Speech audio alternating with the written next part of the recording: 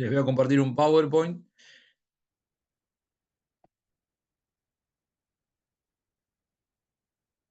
Bueno, nosotros empezamos a ver vimos el lunes pasado dominio, ¿sí?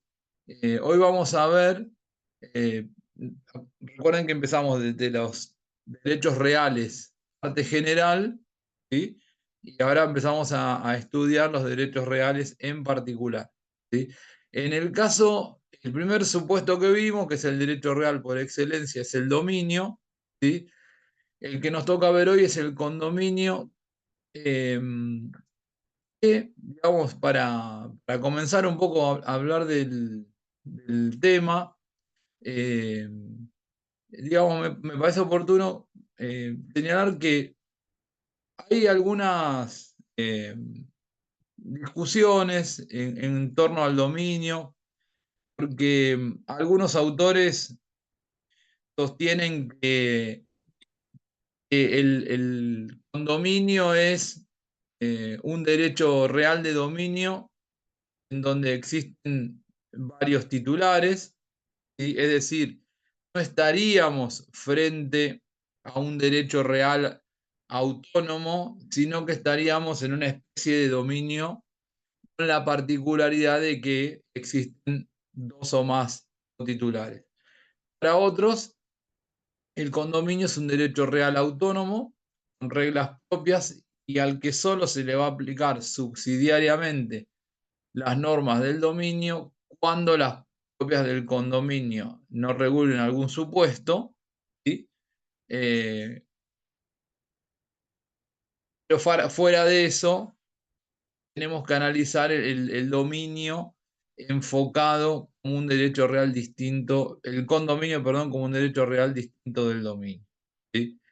Eh, el artículo que abre el capítulo de condominio es el 1983 y nos dice algo que ya genera algún debate, ¿no? Nos dice que el condominio es el derecho real de propiedad sobre una cosa que pertenece en común a varias personas y que corresponde a cada una por una parte indivisa, ¿sí?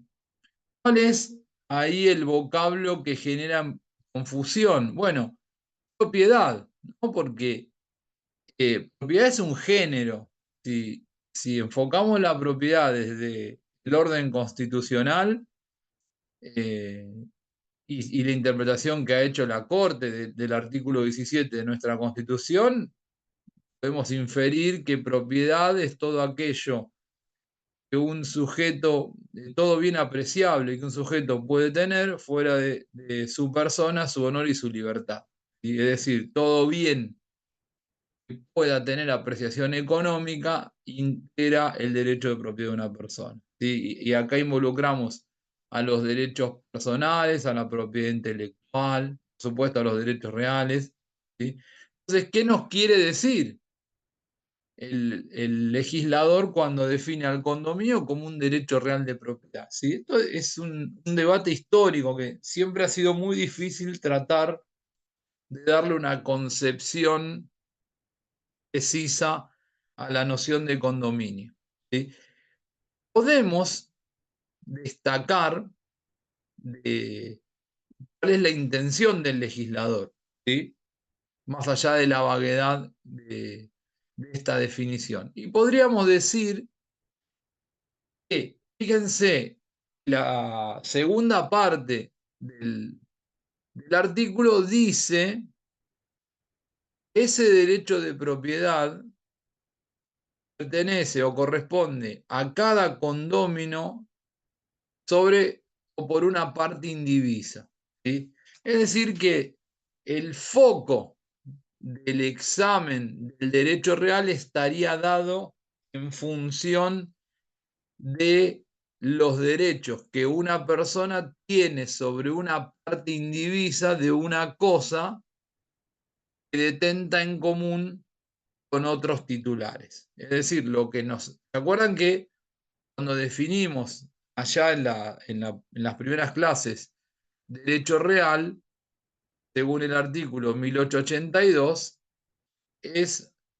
decíamos que en ese poder jurídico del que nos habla la norma, se dan tres situaciones posibles: el derecho de usar, el derecho de goce y el derecho de disposición jurídica y material sobre la cosa. Y que decíamos que en los distintos derechos reales, cuando los analicemos, estas facultades iban a ser más extensas o más recortadas según el tipo de derecho real en estudio, ¿sí?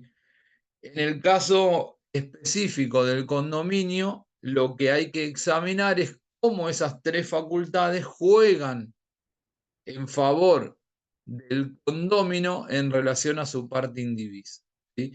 Acá aparece otra particularidad que tiene que ver con que en la definición del 1983 nunca el codificador nos dice si estas facultades están presentes o no en el condomino, porque no dice es un derecho real que otorga, porque podría haber dicho es un derecho real, recae sobre una cosa que pertenece en común a varias personas y que le otorga a cada una de ellas por su parte indivisa estas facultades. No las dice.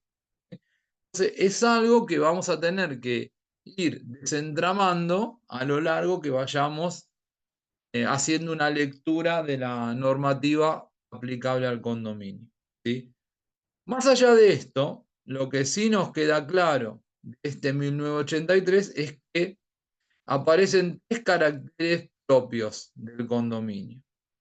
Primero, que hay pluralidad de titulares, ¿sí? La norma dice que la cosa pertenece en común a varias personas. Varias es por lo menos más que dos, ¿sí?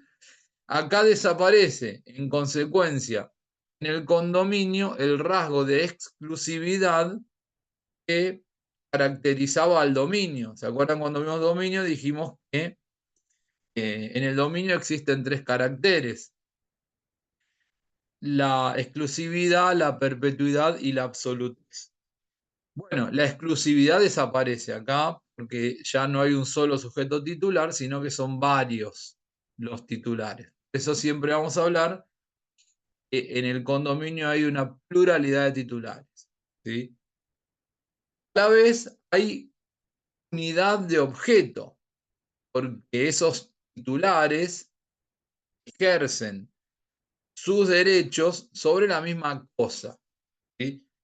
Y acá después vamos a analizar esto particularmente porque si hay varias personas que concurren con derechos de propiedad sobre la misma cosa, los derechos de propiedad deben ejercerse de tal manera que se respete el mismo derecho de los demás.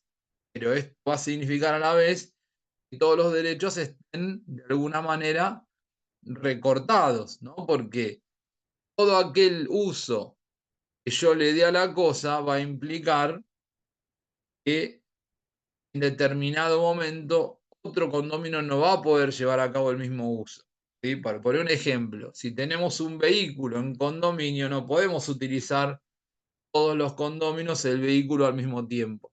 Tenemos que hacer un convenio para repartirnos ese uso, ¿no? Si ese vehículo, por ejemplo, lo destino a, lo alquilo para que un tercero lo use como taxi y los condóminos van a percibir un alquiler, bueno, no va a haber alguien que reciba la totalidad de los alquileres, van a tener que repartirse entre los condóminos el producido del arrendamiento, ¿sí?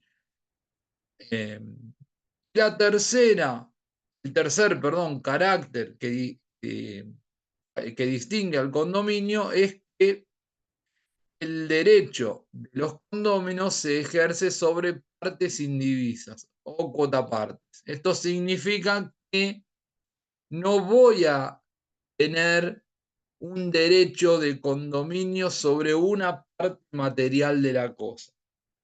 Mi derecho de condominio lo voy a ejercer sobre una parte indivisa, sobre un porcentual, ¿sí?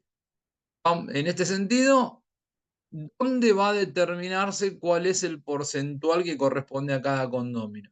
Bueno, eso se va a determinar en el acto constitutivo, ¿no? Cuando se adquiere ese condominio, se va a tener que dejar constancia si ambas partes tienen iguales porcentuales o si son distintos. Por ejemplo, ahí, si yo decidiese adquirir en condominio con Joaquín un inmueble, debemos determinar en el acto de adquisición si Joaquín adquiere el 50% y yo adquiero el 50%, o si Joaquín adquiere el 70% y yo el 30%, etc.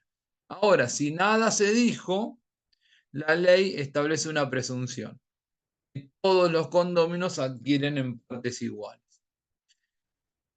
En este sentido, debe quedar claro que lo que estamos adquiriendo es porcentuales, ¿no? Digamos, habitualmente sucede que sobre si la cosa objeto del condominio fuese un inmueble, muchas veces sucede que si hay dos condóminos, por ejemplo, dividieron el lote, ¿no? Materialmente, y uno hizo su casita en el frente y otro en el fondo. Esto no significa que el condomino que vive en el frente tenga su derecho real sobre esa parte material del inmueble y el que vive en el fondo sobre esa parte material. Lo que han pactado implícitamente es un convenio de uso sobre esas partes materiales del inmueble, ¿sí? Pero si eventualmente se extingue ese condominio, cuando se produzca la realización del bien, se van a repartir, perdón, el 50% de lo producido, ¿sí? Si cada uno fuese titular un 50%. Y no es que alguno de ellos va a poder vender esa parte material que venía ocupando hasta el momento de la extinción. ¿Entiende esto? Como cuando hay dos titulares de un automóvil, ¿no, profe? Bueno, en el caso de los automóviles es más fácil porque, eh, ¿cómo podría decirte? En un inmueble, digamos, habitualmente se puede dar la división material, ¿no? En automotor es muy difícil. Podemos, en todo caso, o, o Profe, darle el arrendamiento a un tercero, o podemos establecer el uso alternado, qué sé yo, un condominio una semana, el otro otra semana, pero no podemos dividir materialmente que uno se quede con los neumáticos y otro con el volante, ¿no? Entonces, por eso quería graficarlo con el inmueble, porque es más fácil digamos, de entender lo que queremos decir con esta idea de las cuotas partes. Sí, no, alguien está hablando. Sí, yo, profe Luis, Y Luis, le iba a hacer una consulta a este respecto.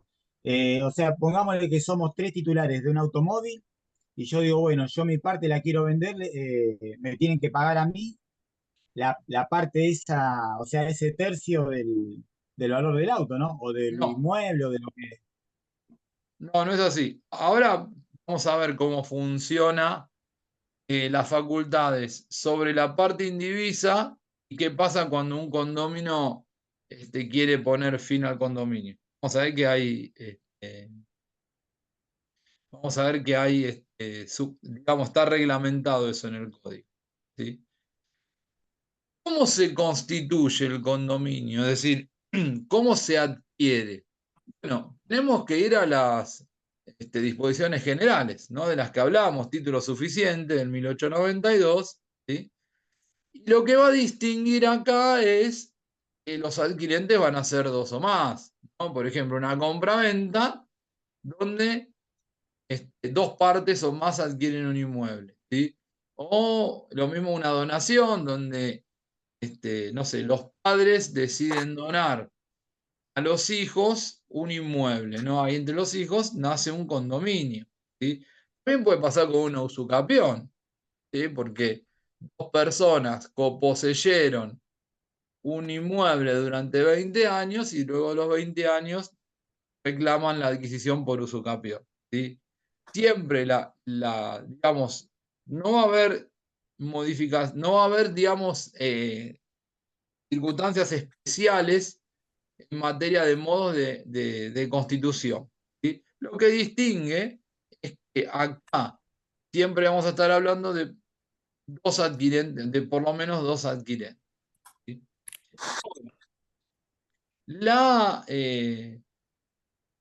Hay dos supuestos de condominio, hay dos clases de condominio.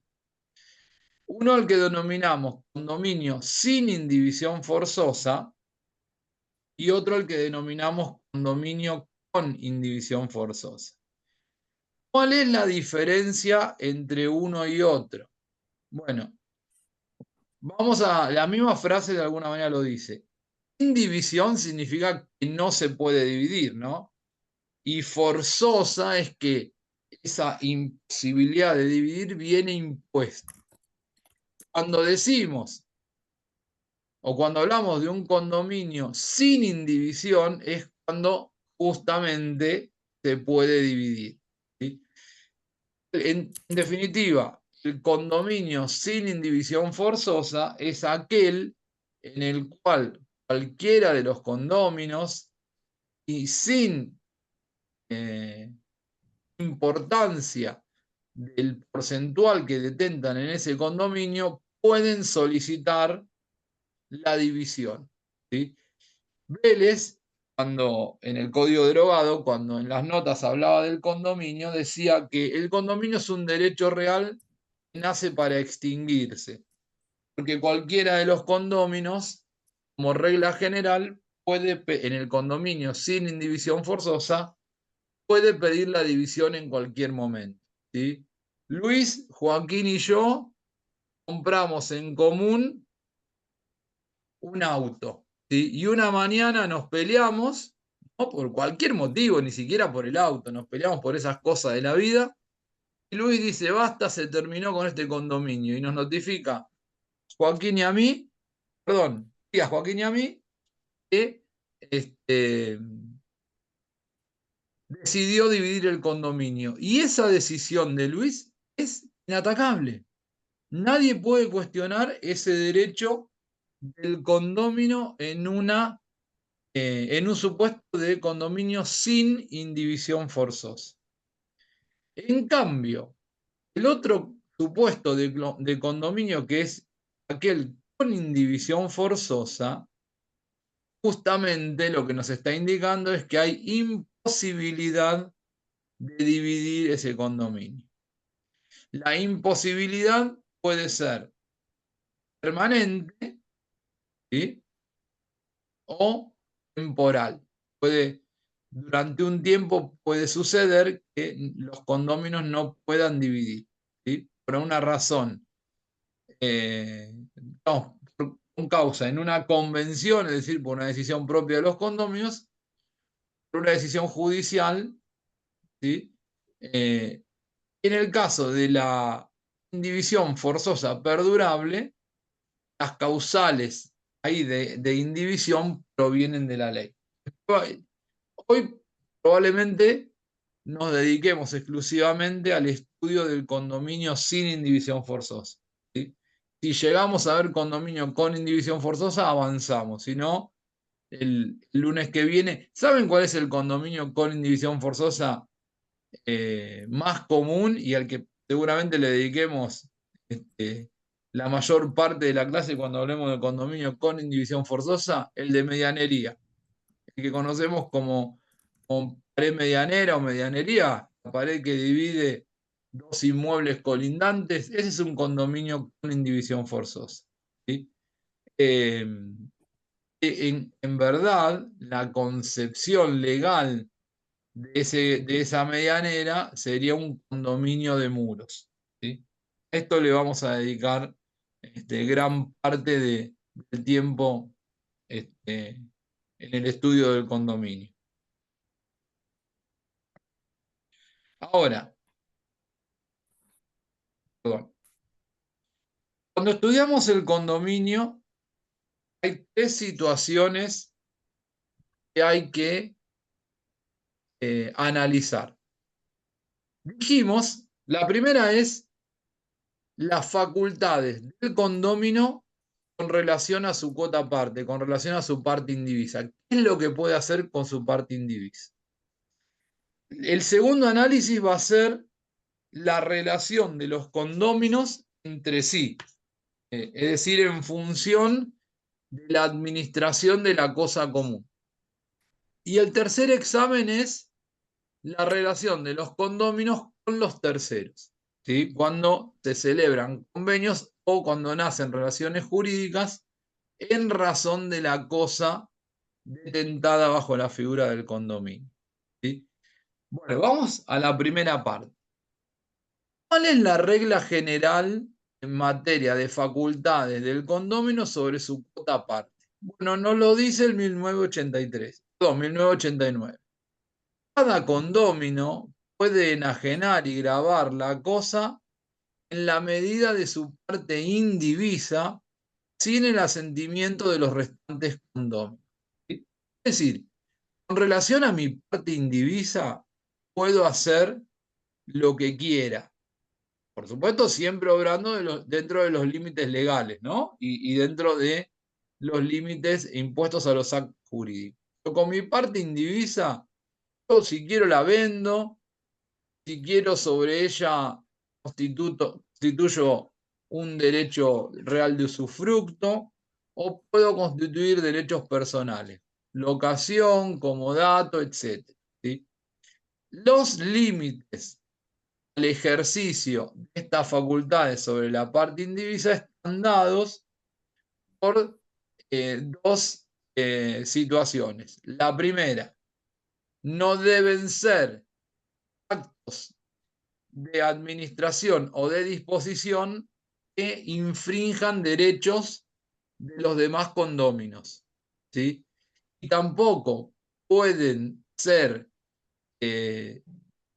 con relación a los terceros la celebración de actos de ejecución imposible, ¿sí?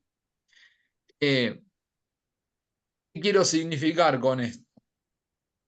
Si mi cuota parte es de un 33,33%, ¿sí? Y dentro de ese 33,33% yo pacté con el resto de los condóminos que voy a tener, supongamos que fuese una casa quinta de fin de semana, ¿no? Que compartimos con Leonardo y con Josefina. Supongamos que tenemos una casa quinta en común, ¿no? Entonces, acordamos que cada uno de nosotros va a utilizar esa casa quinta un fin de semana, ¿no? El primer fin de semana del mes lo va a usar Josefina, el segundo fin de semana Leonardo, el tercero yo, y el cuarto supongamos que lo dejamos para las tareas de mantenimiento. Cuando yo constituyo el usufructuario va a poder usar de la cosa en la misma medida en la que la podía ejercer el condomino que constituyó el usufructo, ¿sí? Si, por ejemplo, yo constituí un usufructo, pero no tengo la posesión de la cosa, supongamos que el uso exclusivo de la cosa lo tiene Josefina, el usufructuario solo va a poder limitarse, por lo menos durante el plazo convenido con Josefina, a percibir el canon locativo que se estableció a cargo de Josefina y en beneficio o en favor del resto de los condóminos, ¿sí? Es decir, esta es la regla. Mientras el condómino ejerza sus facultades de uso, goce y disposición sobre la cosa en la misma o en los límites establecidos en el acto constitutivo del condominio o en los convenios posteriores que hayan hecho los condominios, tiene amplias facultades. ¿Qué pasa con los acreedores de ese condominio? No con los acreedores de todos los condóminos, sino con los acreedores de cada condominio individualmente hablando. Bueno, La segunda oración del 1989 dice: los acreedores pueden embargar, se refiere a la parte indivisa cuando dice embargarla y ejecutarla, ¿sí? Los acreedores pueden embargar y ejecutar la parte indivisa del condómino sin esperar el resultado de la partición. Les es inoponible, perdón, hasta ahí, les es inoponible, ¿sí? Esto es bastante sencillo de entender. Si hay un condominio entre Luis, Leonardo y Josefina, donde Luis tiene el 40%, Leonardo tiene el 30% y Josefina tiene el 30%, y un acreedor de Josefina a quien ella le debe una suma de dinero y no paga o no cumple su compromiso, ese acreedor puede embargarle a Josefina el 30% indiviso que tiene en ese condominio. Por eso el código dice: los acreedores pueden embargar y ejecutar la parte indivisa sin esperar a que esa cosa en condominio sea dividida, ¿no? Ahora, si pueden embargar y Josefina no, en el marco del proceso judicial, sigue sin cumplir con su obligación, ese acreedor puede llegar hasta una subasta. ¿Y qué es lo que se subasta? La parte indivisa le correspondía a Josefina, ¿sí? Supongamos que en la subasta aparece Lucas como adquirente. Bueno, Lucas va a pasar a ocupar en ese condominio el lugar que detentaba Josefina. Es decir, Lucas va a ser un adquirente del 30%. El nuevo condominio va a quedar conformado con Luis con un 40%, Leonardo con un 30% y Lucas con un 30%. ¿Sí? Esta es la dinámica de cómo los acreedores pueden ejecutar y embargar el 30%, no, el 30%, la parte indivisa de cada condomino. ¿Sí? ¿Se entiende esto? Sí, perfecto. Bien. ¿Qué pasa si dentro de estas facultades de disposición un condomino renuncia a su derecho, a su parte indivisa? Y la renuncia sabemos que es válida, ¿no? En términos generales, en cuanto a la propiedad. Bueno, el artículo 1989 tiene una regla muy especial acá, porque dice: el condomino puede renunciar a su parte indivisa. La renuncia acrecienta al resto. ¿Qué pasa? Si Josefina renuncia a su 30%, los otros dos, es decir, Luis y Leonardo, acrecen su parte indivisa en el condominio. Es decir, que a partir de esa renuncia, el 15% le corresponde, digamos, la mitad de lo que le correspondía a Josefina va a manos de Luis y la otra mitad va a manos de Leonardo. Es decir, Luis pasaría a tener un 55% y Leonardo un 45%. Esto es lo que nos está diciendo. Es una excepción, porque en materia de inmuebles, habitualmente, ¿qué sucede cuando una persona renuncia o abandona su derecho real de dominio, en este caso un condominio, sobre un inmueble? ¿Quién es el adquirente por subsidiariedad ante el abandono? La cosa. El El que lo Estado. encuentra, el que El No, Estado. en materia de inmuebles, El Estado. el Estado. El artículo 236 del Código, que dice que los inmuebles que no pertenecen a los particulares pertenecen al Estado. ¿Sí? El caso El otro supuesto, sí, si es cosa mueble, podemos decir que sí, o cosa mueble no registrable, podemos decir que sí, que si se produce la renuncia o abandono, se convierte en una res nullius, una cosa sin dueño, y el que se la apodera se convierte en dueño. Pero acá tampoco funcionaría así. Porque si un condómino renuncia a su cuota parte de una cosa mueble, el resto de los condóminos tienen el derecho de acrecer, ¿sí? Y ganan el porcentaje renunciado por uno de los comunes. Dentro de esta regla hay digamos, en cuanto a lo que veníamos diciendo sobre facultades e intervención de acreedores de un condominio, hay una regla muy especial en la hipoteca. Y no la vamos a encontrar reglamentada dentro de las normas del condominio, sino que es una norma que está dentro de la regulación del derecho real de hipoteca.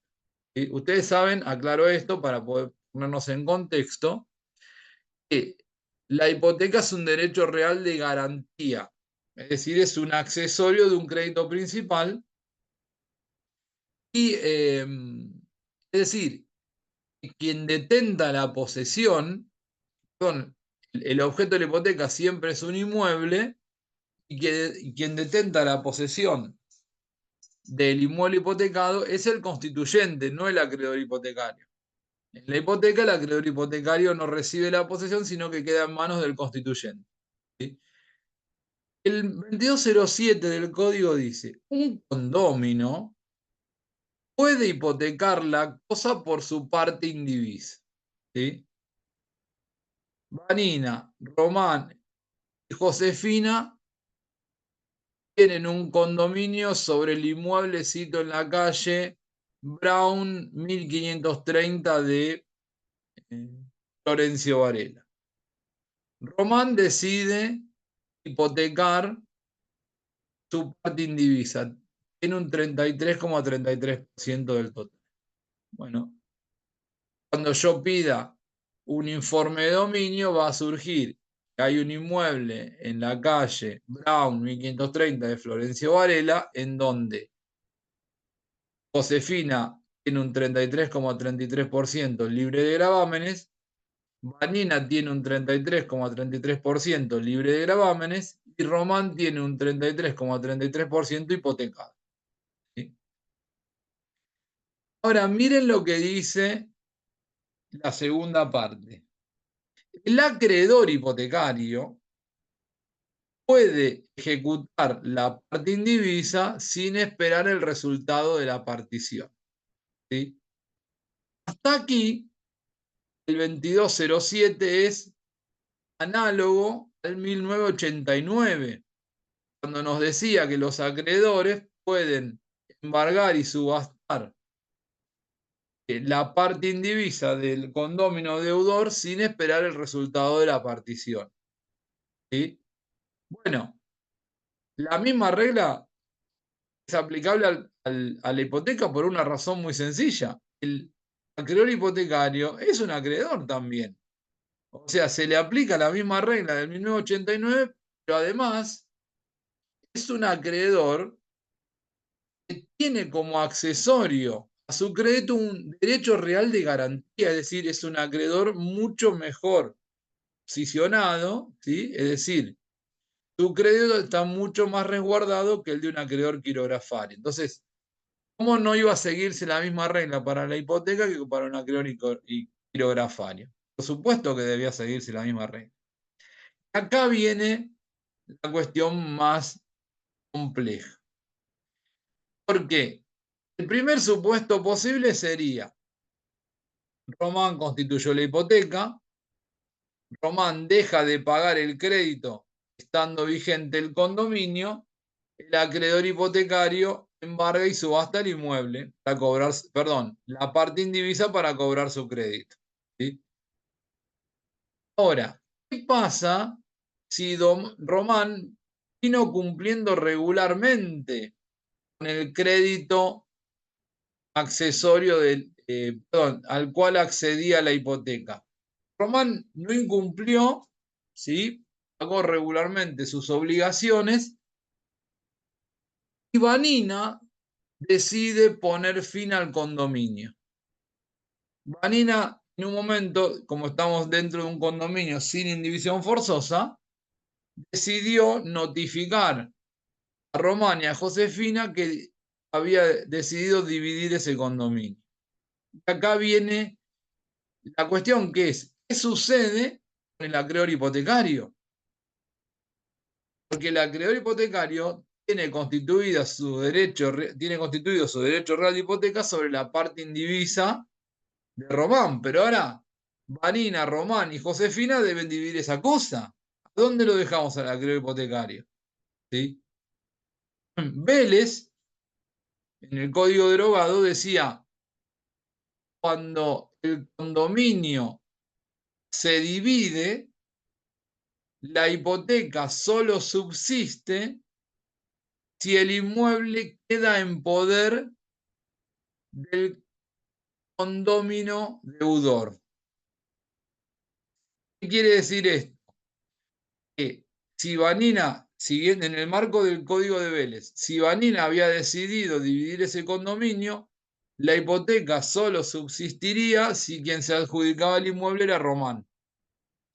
En cambio, si el inmueble era vendido a un tercero o se lo adjudicaban Vanina o Josefina, la hipoteca se extinguía, ¿no?